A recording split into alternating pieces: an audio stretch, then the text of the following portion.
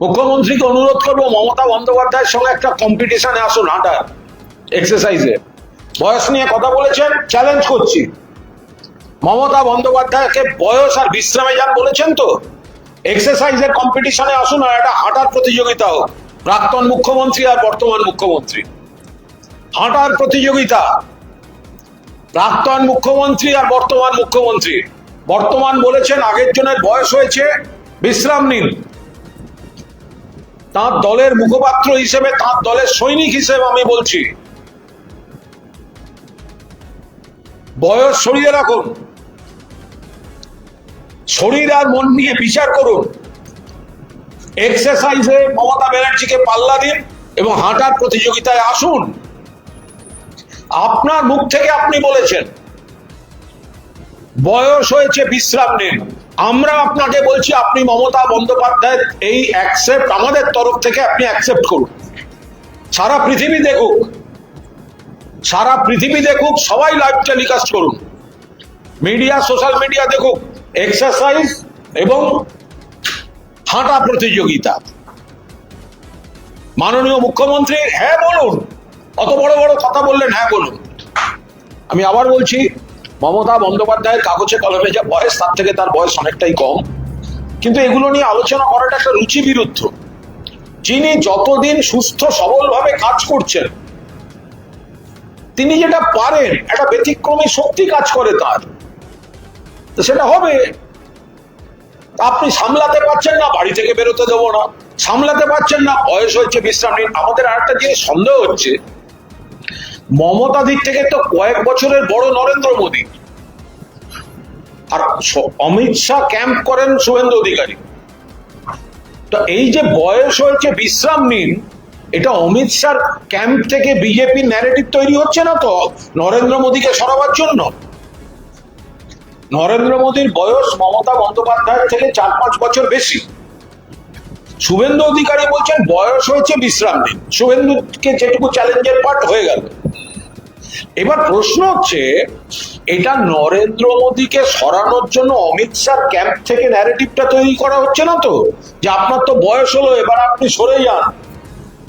এটা হয়তো নরেন্দ্র মোদীকে সরানোর জন্য অমিত শাহ ক্যাম্প থেকে বিল্ড আপ করা হচ্ছে কিনা, সেটাও তো রাজনীতি মানে একটা সম্ভাবনার শিল্প।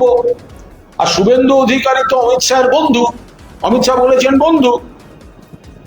তো তাহলে অমিত শাহকে যাতে একটু খুশি করা যায় বা প্রজেক্ট করা যায়, সেই জন্য নরেন্দ্র মোদীর এগেনস্টে এই ন্যারেটিভটা তৈরি করে দেয়া, বয়স হয়েছে, বিশ্রাম নিন। শুভেন্দু হয়তো চাইছেন তারপরে অমিত শাহকে প্রজেক্ট করতে, সেইটা বেরিয়ে গেছে ওখান দিয়ে।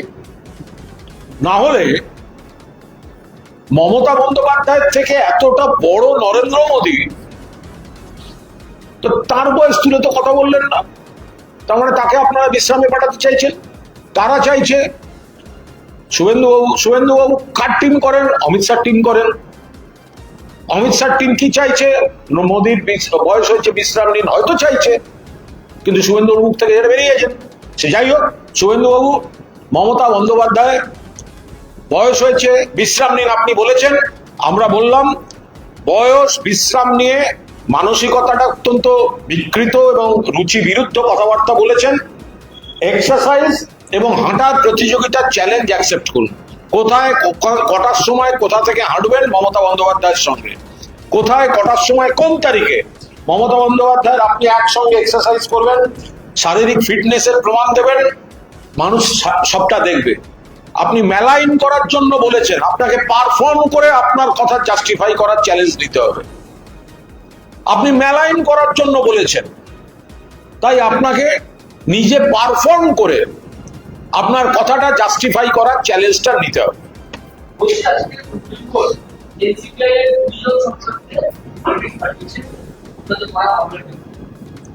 অভিষেক বন্দ্যোপাধ্যায় আমাদের এই নীতিহীন, দলবদলু, বেঈমান, গদ্দার যে ভবঘুরে সাংসদরা আছেন, তাদের বিরুদ্ধে যে মামলা করেছিলেন আইনজীবী কল্যাণ বন্দ্যোপাধ্যায়, তিনি সুপ্রিম কোর্টে সেই মামলা করেছেন এবং এই বিষয়ে সবিস্তারে তিনি সাংবাদিকদের জানিয়ে দিয়েছেন। ফলে আমি এই প্রশ্নের আমি কোনো উত্তর দেব না, কারণ সুপ্রিম কোর্টের সামনে আমাদের আইনজীবী বর্ষিয়ান সাংসদ কল্যাণ বন্দ্যোপাধ্যায় সবিস্তারে গোটা বিষয়টা জানিয়েছেন এবং কল্যাণ বন্দ্যোপাধ্যায় সাংবাদিকদের বা সংবাদ মাধ্যমকে পরিষ্কার বলে দিয়েছেন যে এতটাই আইনটা আমাদের পক্ষে, সর্বভারতীয় তৃণমূল কংগ্রেসের পক্ষে, যে এই 20 জনকে নোটিশ দিয়ে দেওয়া হয়েছে এবং কল্যাণবাবু এটাও জানিয়েছেন যে স্পিকার এবং সেক্রেটারি জেনারেল তো তখন তো যারা তারাও নোটিশ খেয়ে যেতেন যদি না